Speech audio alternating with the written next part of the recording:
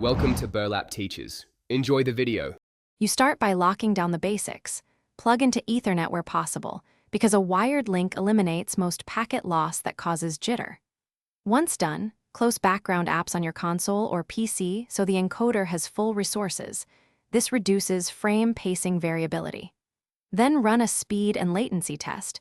You need at least 10 megabits and 35 for 1080p to keep the stream consistent. Make sure to note jitter readings. Those numbers tell you whether the issue is local or network level. You now optimize the path between your device and the cloud.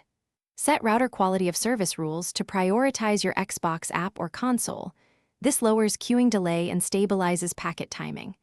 If Wi-Fi is your only option, move to 5 GHz, pick a less crowded channel, and minimize obstructions to improve signal-to-noise ratio.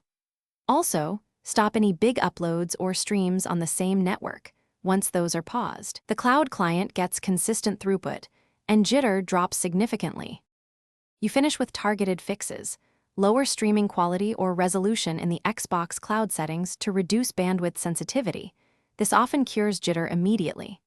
Then power cycle modem, router, and your console to clear transient NAT or routing hiccups.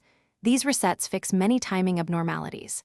If jitter persists, test on a different network or call your ISP with measured latency and jitter values.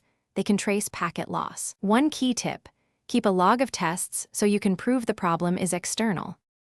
Thanks for watching. Consider subscribing if this video helped you.